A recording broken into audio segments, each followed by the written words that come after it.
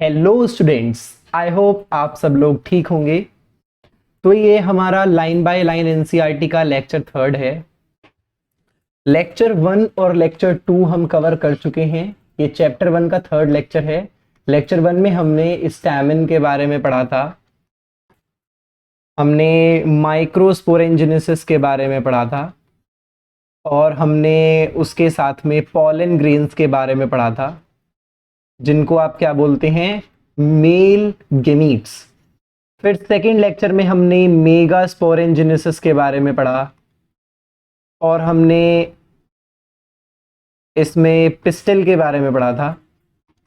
Then हमने इसमें embryo sac के बारे में पढ़ा था और हमने बताया था कि एम्ब्रियोसेक जो होता है, ये हमने लाइन मार्क करी थी कि एम्ब्रियोसेक जो होता है उसको फीमेल गेमीट बोला जाता है। फीमेल गेमीट बोला जाता है किसमें? एंजियोस्पर्म्स में। ठीक है, अब हम लेक्चर थ्री स्टार्ट करने जा रहे हैं।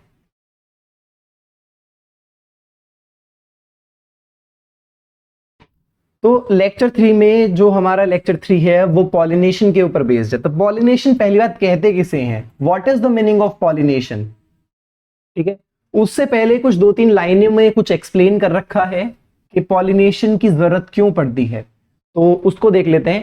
कहता है, in the preceding section you have learn that the male and female gametes in the flowering plants are produced in pollen grains and embryo sac respectively. तो ये बताया था कि पॉलन ग्रेन जो है वो मेल गेमीट है और एम्ब्रियोसेक जो है वो क्या है, फीमेल गेमीट प्रोड्यूस करते हैं।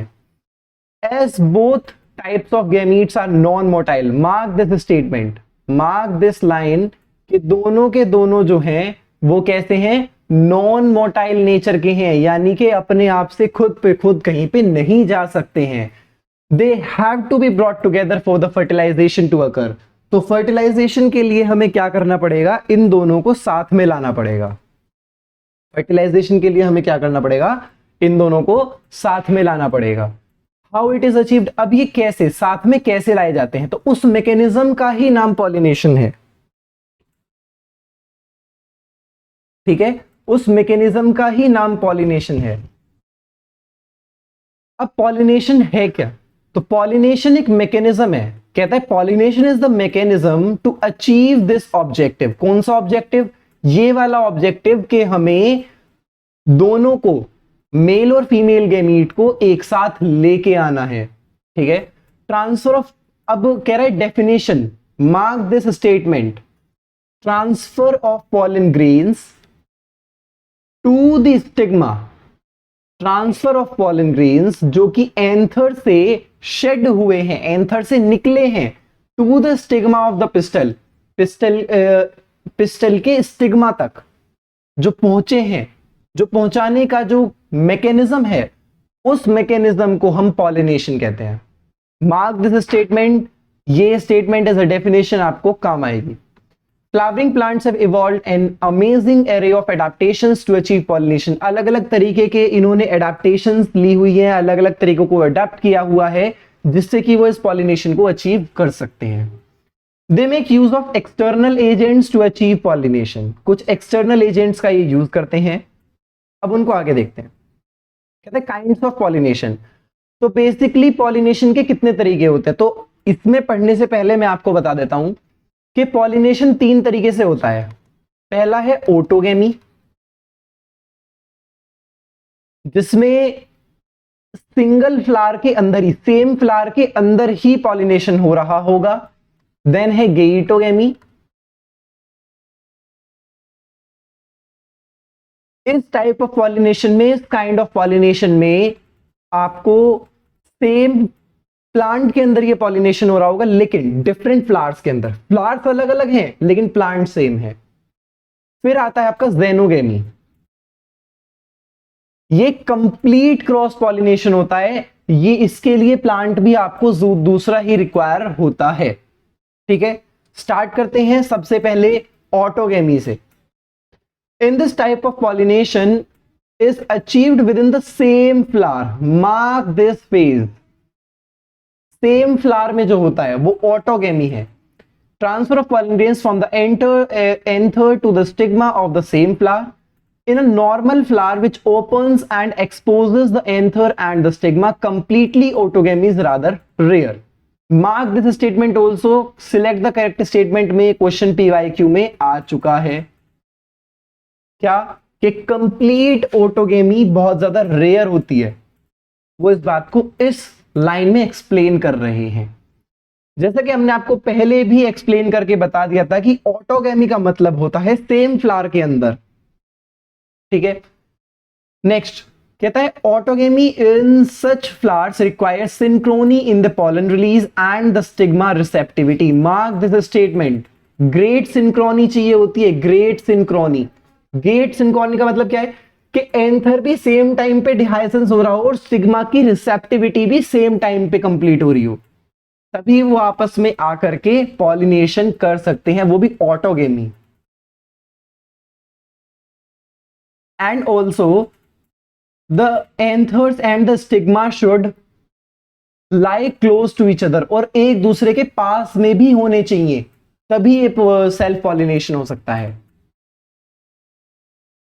कुछ प्लांट्स हैं, mark these examples. Viola, oxalis, इसका कॉमन नेम भी आप मार्क कर लेना क्योंकि ये इसमें भी आता है, ये PYQ में क्वेश्चन आ चुके हैं।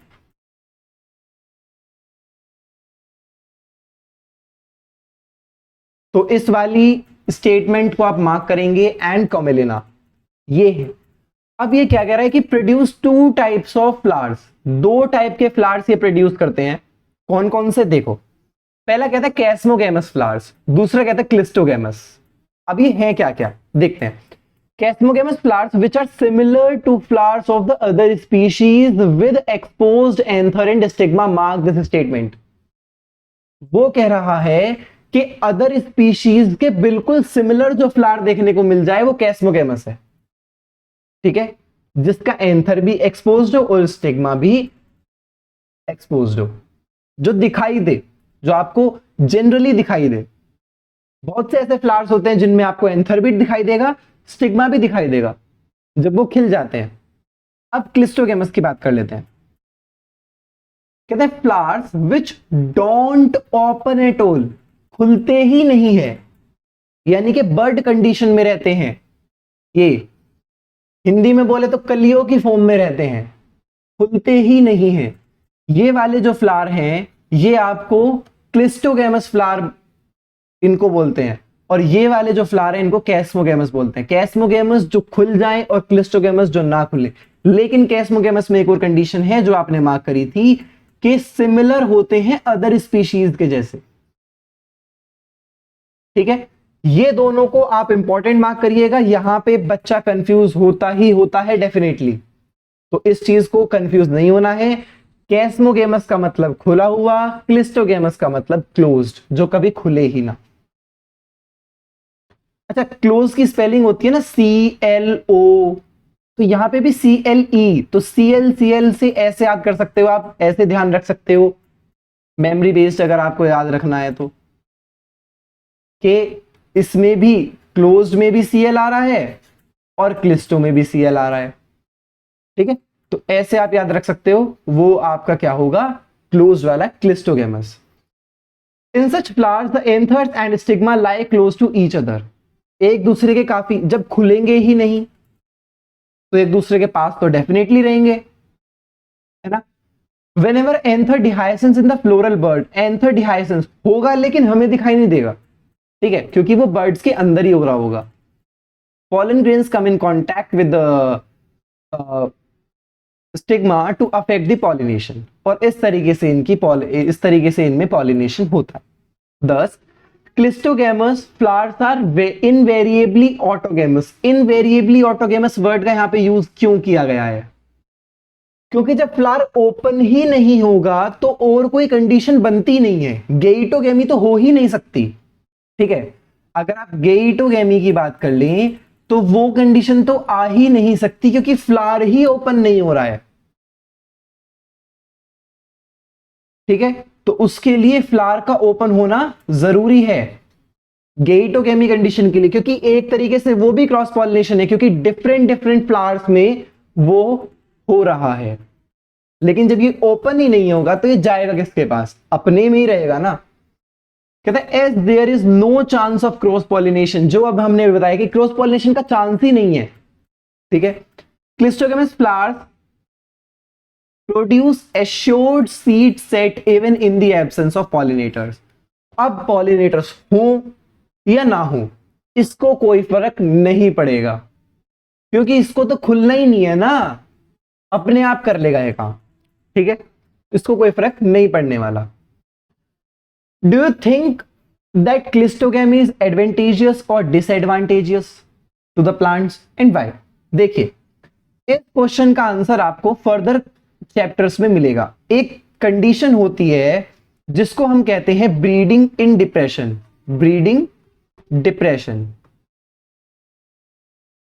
ये हमेशा जब हम प्योर लाइंस को जनरेट करते हैं ना, ये तभी आती है। प्योर लाइंस का मतलब है एक ही जो आपकी कैटेगरी है, या एक ही ये आप प्योर लाइंस जो है वो आप उसमें अपना चैप्टर नंबर 5 में पढ़ेंगे, आई थिंक 4 में पढ़ेंगे। पहले 5 था, वो 4 चैप्टर हो गया है। उसमें आप इस चीज को स्टडी करेंगे, उसमें आप इस चीज को पढ़ेंगे कि प्योर लाइंस कहते किसे। प्योर लाइंस वो होती हैं जिसमें हर एक जनरेशन में सेम कैरेक्टर्स आए, ठीक है। तो इस वजह से फिर इनमें होता है इनब्रीडिंग डिप्रेशन। इनब्रीडिंग डिप्रेशन का मतलब क्या है? इनकी प्योर ब्रीड्स बन चुकी है, प्योर लाइंस बन चुकी है, अब यही एक दूसरे में एक ऐसी कंडीशन पैदा कर देती है जिससे ये ऑटोमेटिकली सब सारे कैरेक्टर्स को खत्म कर देती है। कोई ना कोई इसमें कुछ ना कुछ डिफॉर्मिटी आ ही जाती है।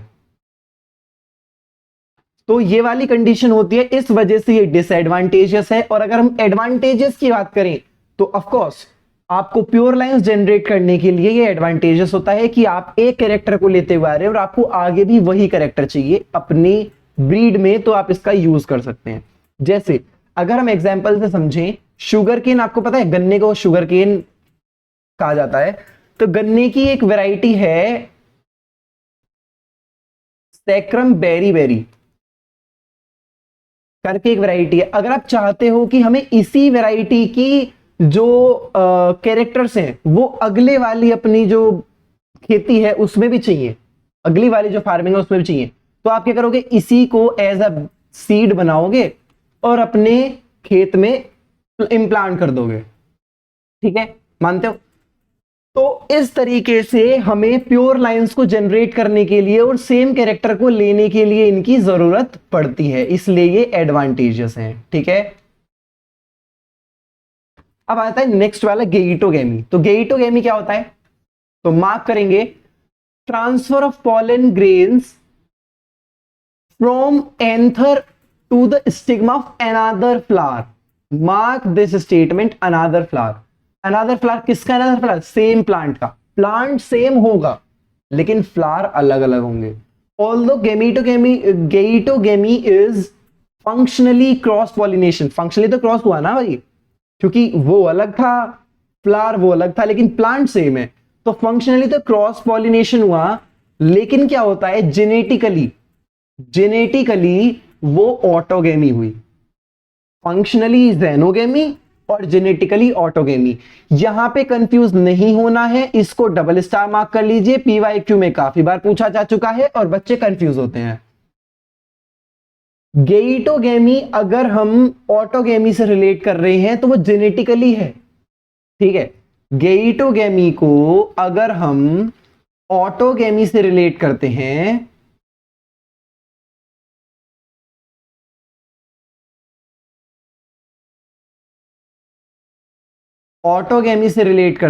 तो क्या है? जेनेटिकली है। लेकिन अगर हम इसको ज़ेनोगेमी से रिलेट करते हैं, ये क्या है? जेनेटिकली है। लेकिन अगर हम ज़ेनोगेमी से रिलेट करते हैं तो वो क्या है? फंक्शनली है।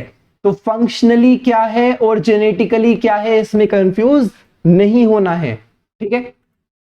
फिर है ज़ेनोगेमी। ज़ेनोगेमी किसे कहते हैं? तो मार्क दिस ऑल्सो, इस लाइन को फिर से मार्क करेंगे कि transfer of pollen grains from anther to the stigma of different plant ही बदल दिया, ठीक है। इस बार क्या करा? प्लांट ही बदल दिया, उसको आप ज़ेनोगेमी कहते हैं। This is the only type of pollination which during pollination brings genetically different types of pollen grains. मैंने ये आपको पहले एक्सप्लेन कर दिया है, लेकिन अलग वे में बताते हैं कैसे। मैंने आपको बताया कि ऑटोगेमी में और गेइटोगेमी में हमें, स्पेशली ऑटोगेमी में, प्योर लाइंस जनरेट करनी पड़ती है जिसमें कोई जेनेटिकली डिफरेंस नहीं आता। तो अगर जेनोगेमी या फिर क्रॉस पॉलिनेशन कर रहे हैं तो उसमें क्या होगा, आपको डिफरेंट जेनेटिकल स्पीशीज देखने को मिलेंगी। इसको मार्क कर लीजिए, ये पीवाईक्यू में पूछा जा चुका है, नीट में। ठीक है, टाइप्स ऑफ पॉलिनेशन पे कंफ्यूज नहीं होना है, हम आपको दोबारा बता देते हैं। पहली आती है ऑटोगेमी, जिसमें कहते हैं सेम फ्लावर। जब बात कर ली हमने सेम फ्लावर की तो ऑटोमेटिकली अंडरस्टूड है कि एक ही प्लांट पे होंगे। ठीक है, तो वो बेवकूफी मत करने लग जाना कि सर दूसरे प्लांट पे भी हो सकते हैं क्या, एक ही फूल है भाई। फिर है गेइटोगेमी, ये होता है सेम प्लांट पर बट डिफरेंट इसका क्या होगा, फ्लावर होगा। एक प्लांट पे एक से ज्यादा फ्लावर देखे होंगे, सभी ने देखे होंगे, तो ये वही कंडीशन है कि सेम फ्लावर में ना होकर के उसी प्लांट के दूसरे फ्लावर के साथ में हो गया। ठीक है, इसकी दो कंडीशंस हो रहे हैं कि इसको हम फंक्शनली क्या बुलाते हैं, एग्जैक्टली फंक्शनली हम इसको बुलाते हैं जेनोगेमी, या फिर आप जेनोगेमी नहीं, आप यहां पे कंफ्यूज भी हो सकते हैं, आप यहां पे क्रॉस पॉलिनेशन ही लिखिए क्योंकि आपकी एनसीईआरटी में क्रॉस पॉलिनेशन को ही मेंशन किया हुआ है। और जेनेटिकली हम इसको मानते हैं ऑटोगेमी। ठीक है,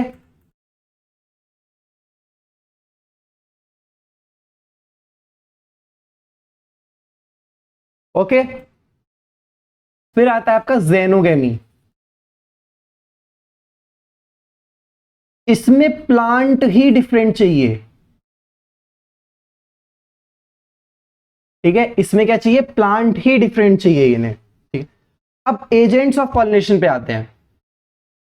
एजेंट्स ऑफ पॉलिनेशन, चलिए, कहता है प्लांट यूज टू अबायोटिक, यानी कि विंड और वाटर, और एक बायोटिक फैक्टर का यूज करता है जिसको हम एनिमल्स कहते हैं, मतलब जो एनिमल्स होते हैं वो बायोटिक फैक्टर में डाले हैं, और विंड और वाटर अबायोटिक फैक्टर का यूज करके वो पॉलिनेशन करते हैं, agents to achieve the pollination. ठीक है, इसको ध्यान रखेंगे, स्टेटमेंट को, इसको मार्क कर लीजिएगा। Majority of the plants use biotic agents for pollination, PYQ में ये question correct statement, select the correct statement वाले पोर्शन में आ चुका है। ठीक है, ठीक है, तो इसको ध्यान रखना है, इस स्टेटमेंट को मार्क करना है और इस पे पीवाईक्यू मार्क करना है। Only a small proportion of plants use abiotic agents, pollen grains coming in contact with the stigma is a chance factor in both wind and water। wind और water में जो pollination का interaction है वो क्या है, एक चांस फैक्टर है कि हो भी सकता है और नहीं भी हो सकता है, क्योंकि वो जानबूझ के तो उस काम कर नहीं रही है भाई, विंड चल ही रही है ना, वो जानबूझ के तो एक तरफ से उठा के दूसरी तरफ नहीं पटक रही है पॉलन ग्रेन्स को। लेकिन इंसेक्ट ऐसा ही करते हैं, एनिमल्स ऐसा ही करते हैं। ठीक है, तो इसमें क्या कहता है, to compensate for this uncertainties and associated loss, इस लॉस को, पॉलन ग्रेन्स के इस लॉस को कंपनसेट करने के लिए क्या किया जाता है कि फ्लावर्स में प्रोड्यूस किए जाते हैं enormous amount of pollen when compare to the number of ovules available for the pollination.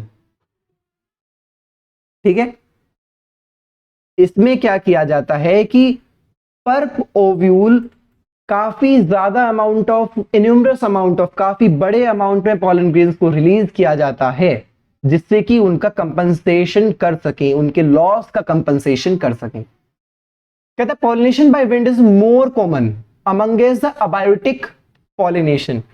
Abiotic pollination के अंदर जो पॉलिनेशन बाय विंड है वो ज्यादा कॉमन है।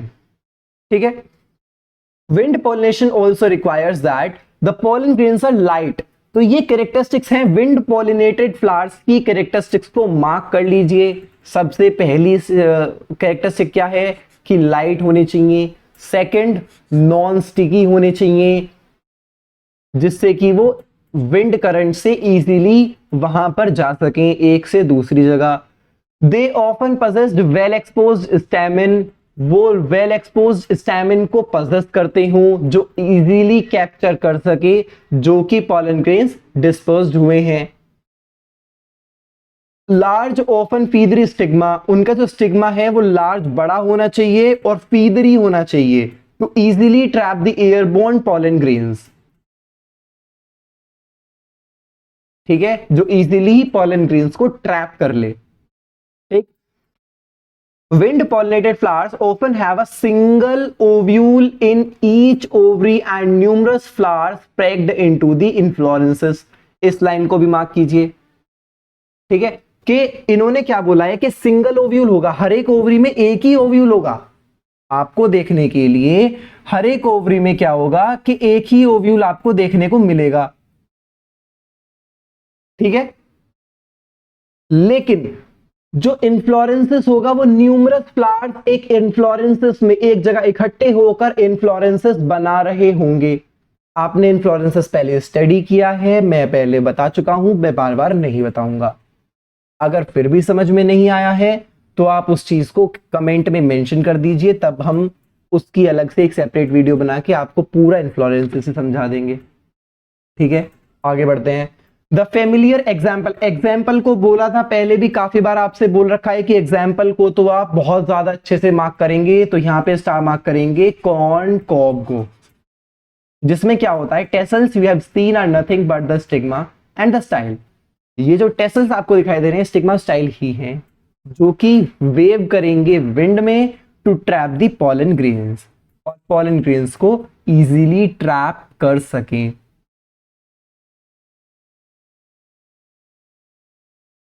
ठीक है, wind pollination is quite common in grasses. इस लाइन को भी मार्क कर लीजिए।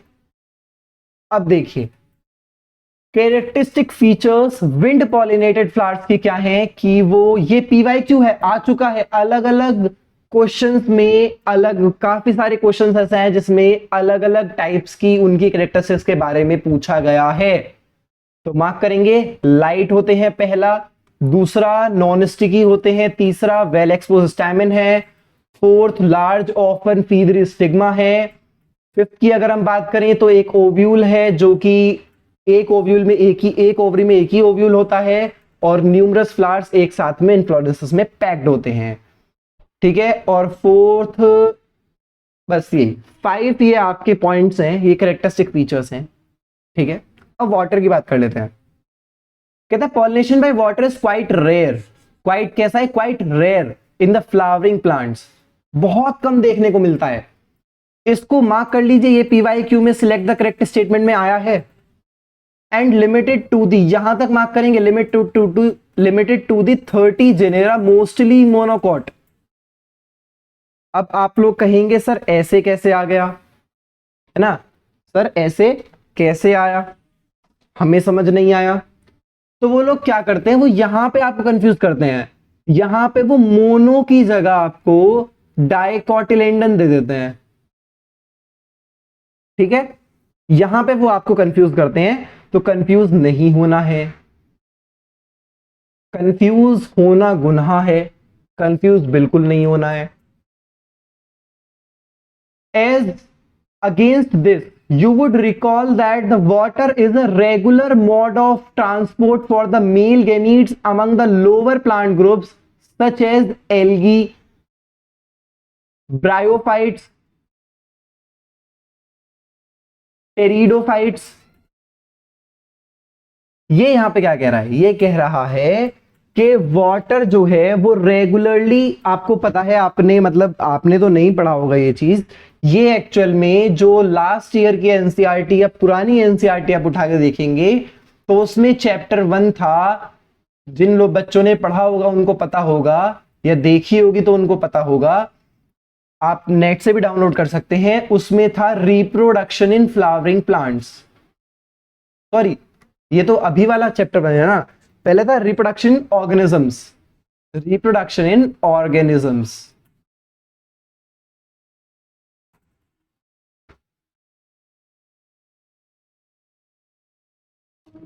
ठीक है, ये चैप्टर था। और इस चैप्टर में एक लाइन लिखी हुई थी कि एल्गी, ब्रायोफाइट्स और टेरिडोफाइट्स, इन सभी को वाटर एसेंशियल होता है फर्टिलाइजेशन के लिए। चलिए, अगर आपको ये भी नहीं पता है तो इसे भी छोड़ देते हैं। आप 11th क्लास के एनसीईआरटी खोल लीजिए, 12th में आए तो ऑफकोर्स 11th करके आए होंगे, करी है, सीरियसली पढ़े हो तो आपने एनसीईआरटी भी पढ़ी होगी।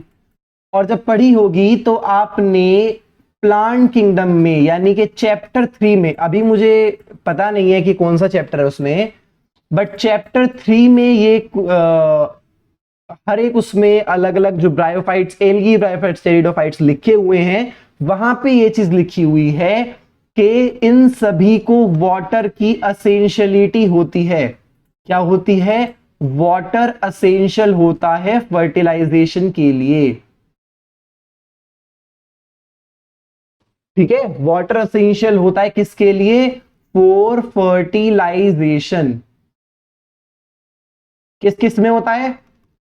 Algae, bryophytes and pteridophytes. तो यहां पे मार्क कर लीजिए, भले ही चैप्टर हट गया हो लेकिन वो क्वेश्चन दे सकता है। ठीक है, it is believed particularly for some bryophytes and pteridophytes that their distribution is limited because for the need for water for the transport of male gametes and fertilization। exactly जो मैंने अभी आपको समझाया कि ब्रायोफाइट्स और टेरिडोफाइट्स में जो होते हैं वो उनका डिस्ट्रीब्यूशन लिमिटेड है।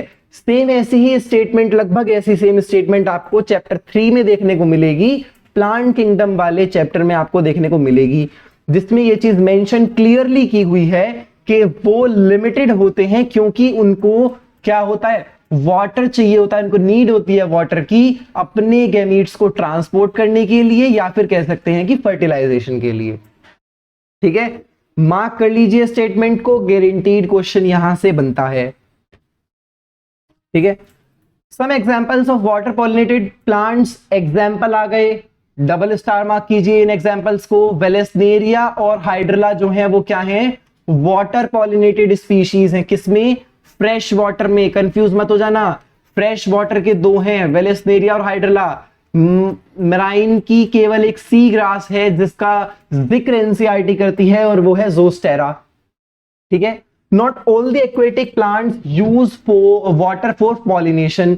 इस चीज को मार्क करेंगे क्योंकि यहां पे भी बच्चा कंफ्यूज होता है। सारे एक्वेटिक प्लांट्स अगर आप किसी का नाम सुन ले तो डायरेक्ट उस पर वाटर फॉर पॉलिनेशन के लिए टिक मत कर देना, मत कर देना, मत कर देना। गुनाह कर दोगे अगर टिक कर दिया तो। आगे पढ़ते हैं कि ऐसा क्यों कह रहे हैं सर। कहता है in the majority of the aquatic plant such as the water hyacinth. नाम से वाटर लग रहा है, लगा दे भाई वाटर। कौन सा पॉलिनेशन? Water pollination. समझ लो, सुन लो ध्यान से। वाटर हाइकिंथ और वाटर लिली दोनों में क्या होता है कि इंसेक्ट या विंड ही फर्टिलाइजेशन करा रहा होता है। ठीक है, इस चीज को आप सुनोगे समझोगे तो सब समझ में आएगा। कोई इसमें कोई भी ऐसा कुछ खास आपको कंफ्यूजन नहीं है। केवल बस इतना ध्यान रखना है कि वाटर लिली ये आपका जो है वो, ये आपका जो मैटर है वो यहां पे एग्जाम्पल का आ गया तो यहां पे आप डबल मार्क करेंगे इसको, एग्जाम्पल के मैटर को डबल स्टार मार्क। ठीक है, ये और हाँ एक और रह गया है वाटर हाइकिंथ। ठीक है, ये दोनों के दोनों आयदर इंसेक्ट और विंड, इन दोनों से ही पॉलिनेट होंगे, वाटर से नहीं होंगे। वाटर देख के वाटर टेक मत कर देना। इन वेल्सनेरिया एक और एग्जांपल आ गया, ऊपर ही उसी का जिक्र कर रहे हैं। कहता है female flower reach the surface of the water by the long stalk and the male flower और the male pollen grains are released on to the surface of the water. तो यहां से क्वेश्चन जरूर उठ के आया है कि कौन सा ऐसा प्लांट है जिसमें वाटर पॉलिनेशन होता है और वाटर की सरफेसेस पर क्या होते हैं, पॉलन रिलीज होते हैं।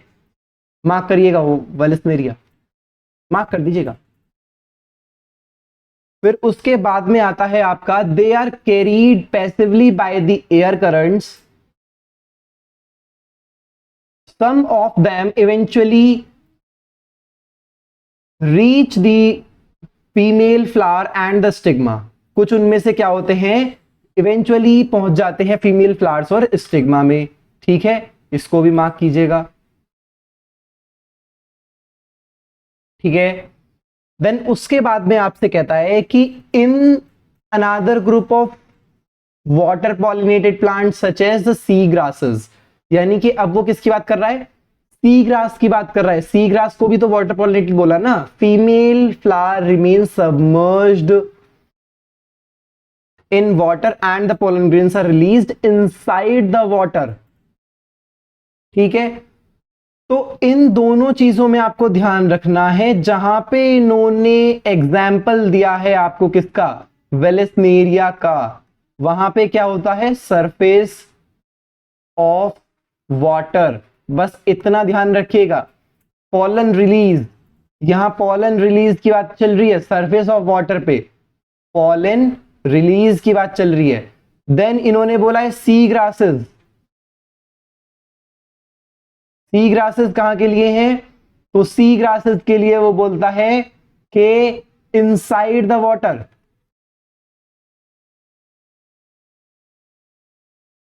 Inside the water. इन दोनों चीजों को अच्छे से मार्क कर लीजिए, ये इंपॉर्टेंट है क्वेश्चन पॉइंट ऑफ व्यू से। क्वेश्चन आ चुका है, पीवाईक्यू ही है, ये भी लिखना जरूरी पड़ेगा क्या, चलो लिख देते हैं, नहीं तो पूछते रहोगे। Pollen grains in many such species are long ribbon like। ये इसकी कैरेक्टरिस्टिक्स हैं। जैसे हमने विंड की कैरेक्टरिस्टिक मार्क करी थी, ऐसे ही अब हम इसकी कैरेक्टरिस्टिक मार्क कर रहे हैं। कैसे होते हैं, लॉन्ग रिबन लाइक। ठीक है, पहला क्या आया, लॉन्ग और ribbon like. They are carried passively inside the water, some of them reach the stigma and achieve pollination. कुछ वहां तक पहुंच जाते हैं और पॉलिनेशन को अचीव कर लेते हैं।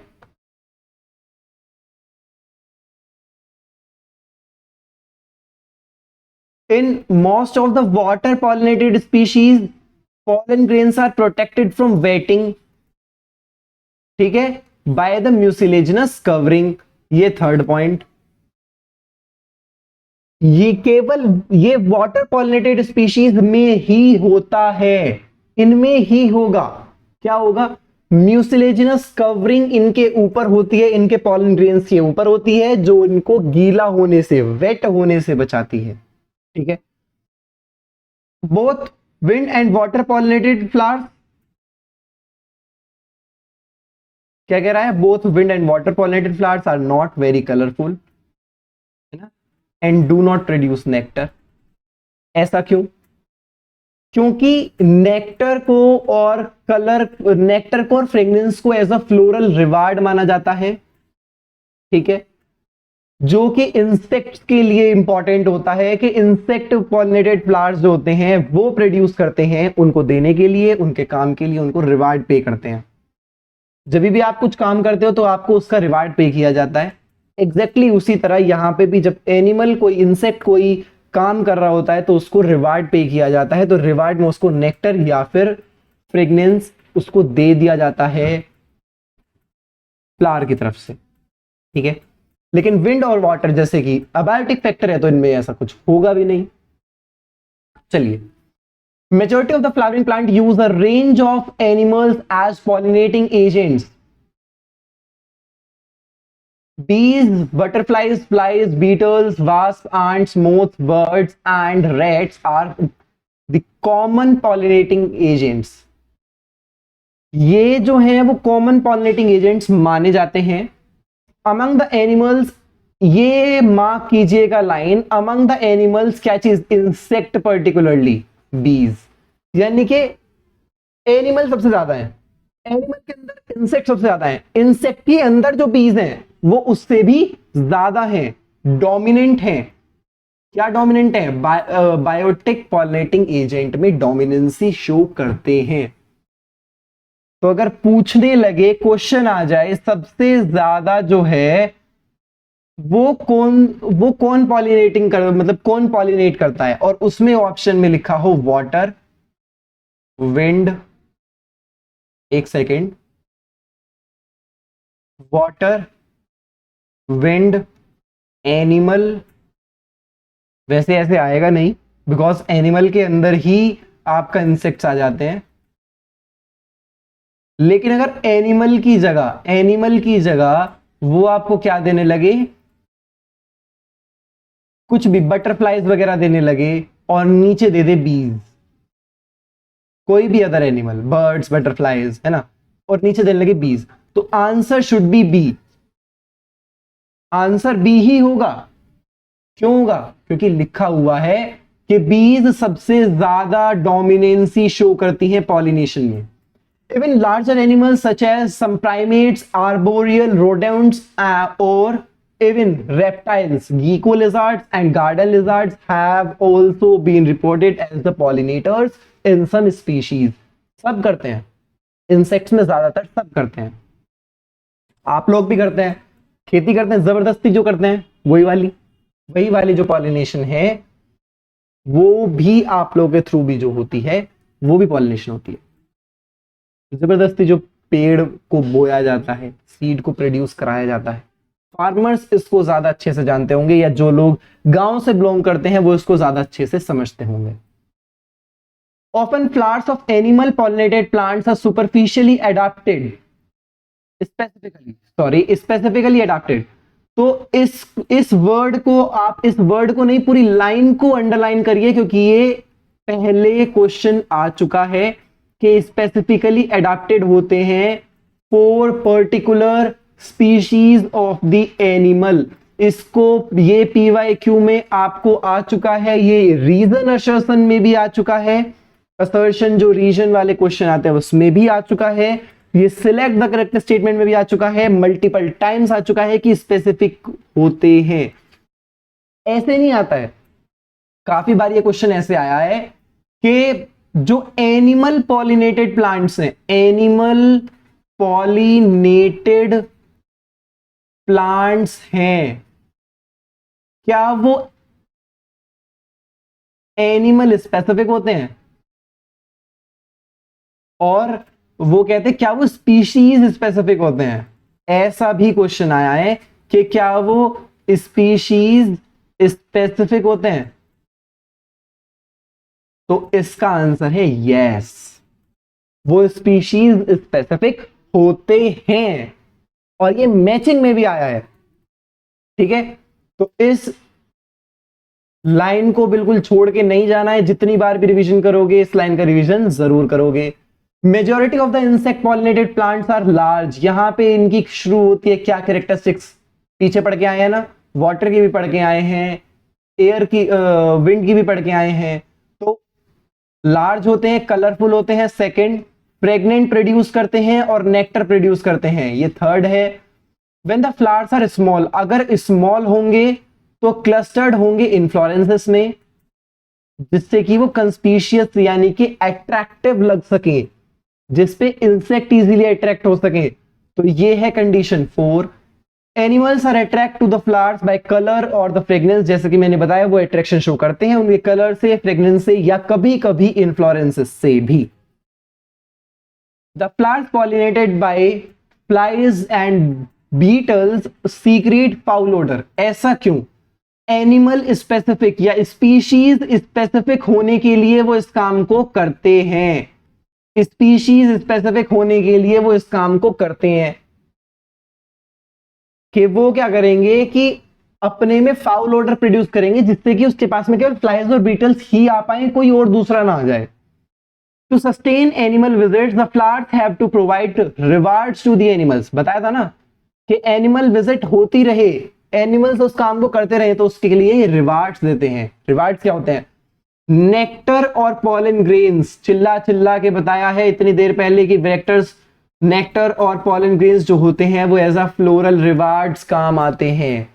और यहां पे वो चीज मेंशन नहीं कर रखी है कि फ्रेग्रेंस भी एक फ्लोरल रिवार्ड की तरह काम आता है, लेकिन वो नेक्टर रॉबर्स कहे जाते हैं जो लोग, क्योंकि वो हमारे ह्यूमंस की वजह से होता है कि हम उसमें से फ्रेग्रेंस को निकाल लेते हैं। परफ्यूम्स वगैरह जो बनते हैं, कुछ परफ्यूम्स जैसे रोज का परफ्यूम होता है, वो जिसमें मतलब रोज का थोड़ा बहुत आप कह सकते हैं फ्लेवर ऐड होता है, वो यहीं से लिया जाता है, रोज के प्लांट से ही लिया जाता है, तो वो भी है। ठीक है, चलिए आपको ये चीज वैसे ध्यान नहीं रखनी है, आप इसको ना भी ध्यान रखेंगे तो भी चलेगा। ठीक है, फिर कहता है for harvesting the rewards from the flower the animal visitors come in contact with the anthers and the stigma the body of the animals get a coating of a pollen grains which are generally sticky in the animal pollinated flowers। इसका मतलब क्या? ऊपर एक चीज रह गई, 4 ही थी लेकिन एक्चुअल में 5 थी। कौन सी? तो वो जो एक चीज रह गई है वो आपकी कौन सी है? स्टिकीनेस। इनके पॉलन ग्रेन्स में स्टिकीनेस होती है। ठीक है, तो ये क्या कहता है कि अब जो बॉडी होगी, जो एनिमल की, जो इंसेक्ट की बॉडी होगी, जैसे वो उसके ऊपर नेक्टर लेने के लिए, कोई भी रिवार्ड लेने के लिए बैठेगा, उसकी बॉडी पे कोटेड हो जाएगी, उसकी बॉडी पे एक लेयर कोटेड हो जाएगी, एक कोटिंग बन जाएगी पॉलन ग्रेन्स की। फिर जब वो किसी स्टिग्मा में जाएगा, उस पे जाकर के बैठेगा, वहां से फ्लोरल रिवार्ड ले रहा होगा, उस टाइम पे क्या होगा कि वो पॉलन ग्रेन्स उसके कांटेक्ट में आ जाएंगे, रिसेप्टिविटी मैच करेगी, फर्टिलाइजेशन हो जाएगा। बहुत सिंपल चीज है ना? बहुत कॉम्प्लेक्स है भाई, करके देखना। तो तुम तो नहीं कर सकते हो ऑब्वियसली, लेकिन इसको होते हुए देख सकते हो अपने खेतों में, अपने घर पे भी देख सकते हो। ऐसा जरूरी नहीं है कि तुम्हारे पास खेत होने जरूरी है। When the animal carrying pollen on its body come in contact with the stigma, it brings out the pollination, जैसा कि अभी आपको समझाया गया। In some species, floral rewards are in providing safe places to lay eggs। कभी कभी ऐसा होता है। An example is that of the tallest flower of the Amorphophallus marked the statement। ये मैचिंग में आ चुका है PYQ में, ये PYQ है एक्चुअल में।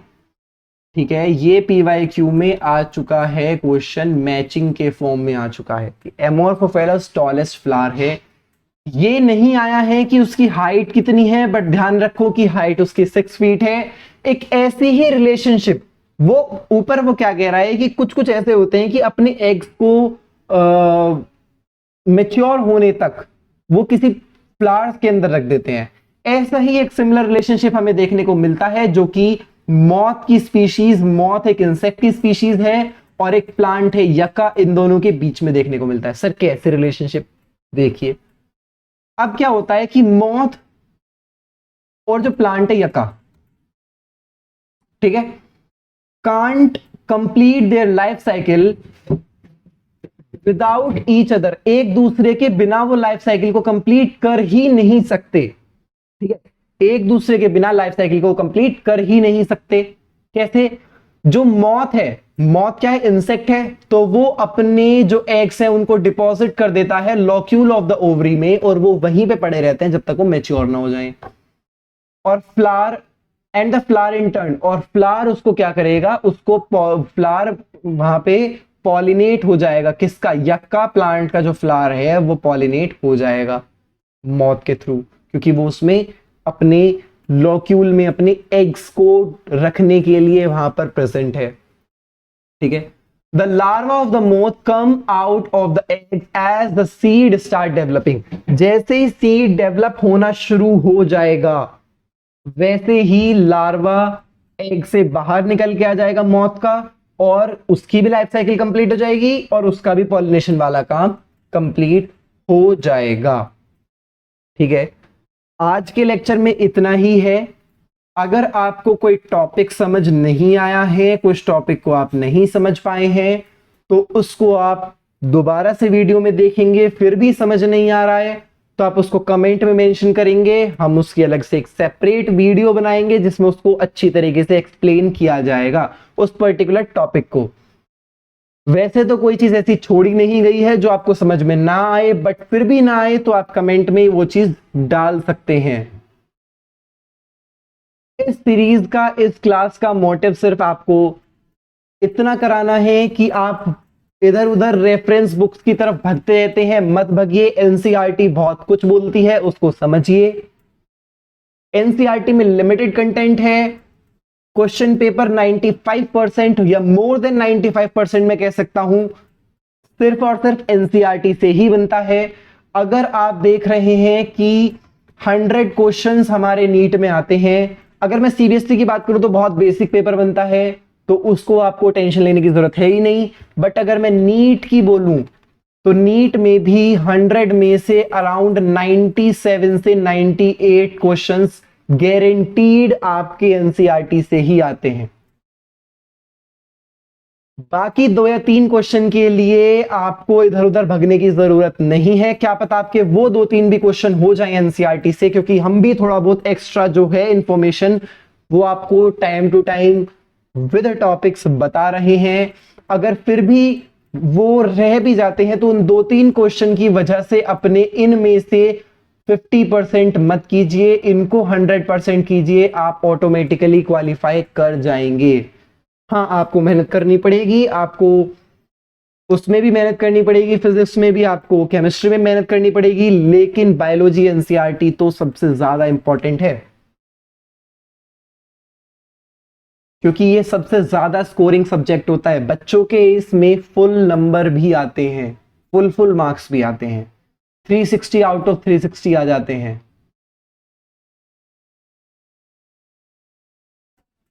तो इस चीज को ध्यान में रखेंगे। कोई भी प्रॉब्लम होगी आप कमेंट करके हमको बताएंगे, बोलेंगे, हम कोशिश करेंगे उसको रिजॉल्व करने की। लेक्चर में कोई तरीका चेंज तो हम नहीं कर सकते हैं, बिकॉज तरीका ऐसा नहीं है कि चेंज किया जाए। बट आपको अगर कोई भी पीपीटी रिलेटेड कैसे भी प्रॉब्लम लग रही है, ये फिलहाल पीपीटी एनसीईआरटी बेस्ड है, अगर आपको इसमें भी कोई प्रॉब्लम है तो भी आप बता सकते हैं, और जो भी आपको प्रॉब्लम है वो आप कमेंट में कमेंट करके डाल सकते हैं। ठीक है, नेक्स्ट लेक्चर आपका होगा मंडे को, जो कि इसका 4th लेक्चर होगा, और आपको पीछे का सब कुछ पढ़ के आना है, सब कुछ पढ़ना है जिससे कि आपको वो ध्यान में रह सके। ठीक है, so this is for you at last. Thank you.